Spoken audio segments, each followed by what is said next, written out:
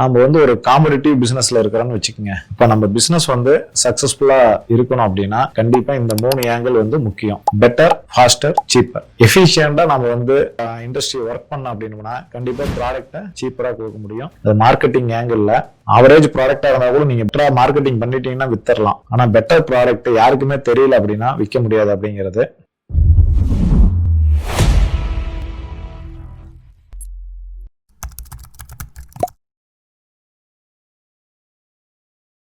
Welcome to beyond limits by Gokul.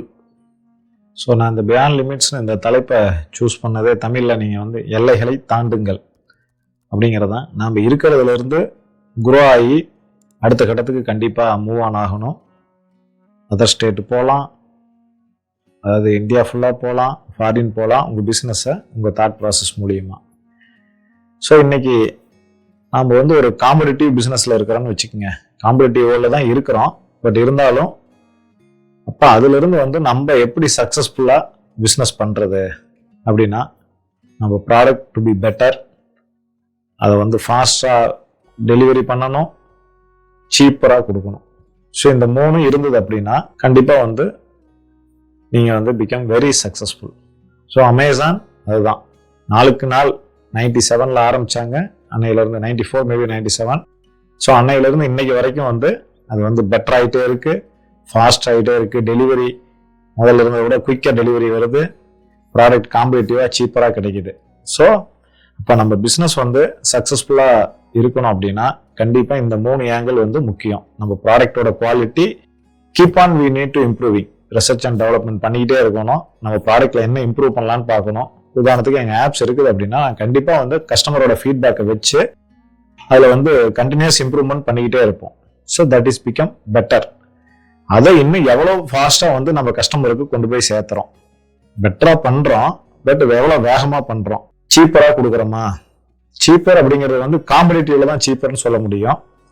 ஏன்னா வருடம் பொருளோட விலை ஏறிக்கிட்டு இருக்கு, எல்லாத்தோட காஸ்ட் இன்க்ரீஸ் ஆகிட்டு இருக்கு. ஆனால் காஸ்ட் அதனால காஸ்ட் இன்க்ரீஸ் பண்ணக்கூடாது அப்படிங்கிறது கிடையாது.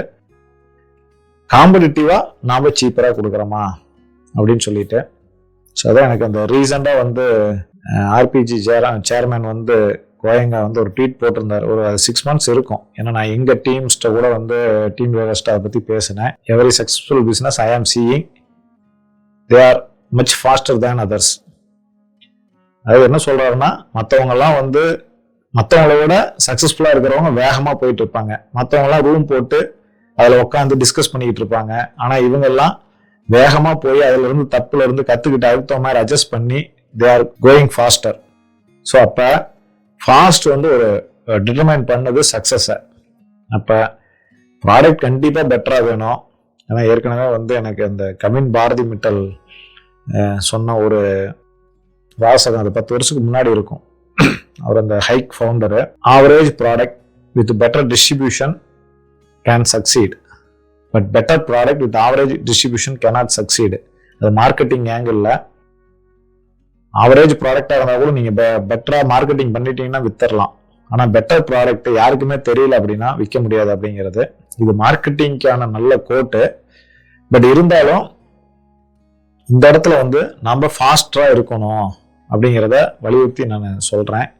ஸோ அப்போ நம்ம ப்ராடக்ட் வந்து ஒவ்வொரு வெர்ஷனும் நீங்கள் எந்த இண்டஸ்ட்ரியில் வேணாலும் இருங்க, மெக்கானிக்கல்ல இருங்க, எலக்ட்ரிக்கல்ல இருங்க, ஈவன் ட்ரேடிங்ல இருங்க. அந்த ட்ரேடிங்ல இன்னும் எப்படி பெட்டரா, அங்க சர்வீஸ் எப்படி பெட்டரா கொடுக்க முடியும், எக்ஸ்பீரியன்ஸ் எப்படி பெட்டர் பண்ண முடியும்னு பார்க்கலாம்.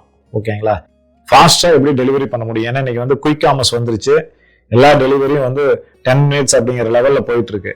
அப்படிங்கிற இடத்துல நாம இன்னும் வந்து 1 week டெலிவரி, 10 days டெலிவரின்னு சொல்லிட்டு இருந்தா எப்படி முடியும்? ஸோ அப்போ வி ஆல்சோ பிகம் ஃபாஸ்டர். அதே மாதிரி சீப்பரா கொடுக்கணும். கம்பேரிட்டிவ்லி அதுக்காக வந்து அடிமாட்டு விலை கொடுக்க முடியாது. கம்பேரிட்டிவ்லி சீப்பரா கொடுக்கணும். கொடுத்தா கண்டிப்பா நீங்க காம்படிஷன்ல இருந்து அவாய்ட் பண்ணலாம், நல்ல ப்ராஃபிட் மார்ஜினை பார்க்கலாம். ஏன்னா எஃபிஷியன்சி ஒரு நாளைக்கு வந்து உங்க ஆர்கனைசேஷன்ல ஒருத்தர் வந்து ஒரு 50 ப்ராடக்ட் தயாரிக்கிறாருன்னா அவர் வந்து எஃபிஷியன்சி நல்லா இருந்து ப்ரொடக்டிவிட்டி இம்ப்ரூவ் பண்ணனா 60 ப்ராடக்ட் தயாரிச்சானா உங்களுக்கு காஸ்ட் கம்மியாகும். ஏன்னா அவர் கொடுக்கக்கூடிய சம்பளம் அதே தான், ஆல்ரெடி மெஷினுக்கு பண்ண இன்வெஸ்ட்மெண்ட் அதே தான், கொஞ்சோண்டு வேரியபிள் காஸ்ட் மட்டும் அதிகமாகும், கரண்ட் பில் தான் அதிகமாகும். நீங்க அதே வாடகை தான் கொடுத்தாகணும், அதே மிஷினரிக்கான லோனை தான் கட்ட போறீங்க, அதே சம்பளம் தான் கொடுக்க போறீங்க. அப்படிங்கும்போது உங்களுக்கு வந்து காஸ்ட் பிகம் சீப்பர். ஸோ அப்ப எஃபிஷியண்டா நம்ம வந்து இண்டஸ்ட்ரி ஒர்க் பண்ணோம் அப்படின்னா கண்டிப்பா ப்ராடக்டை சீப்பரா கொடுக்க முடியும். ஸோ அதனால இந்த 3ஐயும் ஞாபகம் வச்சுக்கோங்க. Better, faster, cheaper. தேங்க்யூ.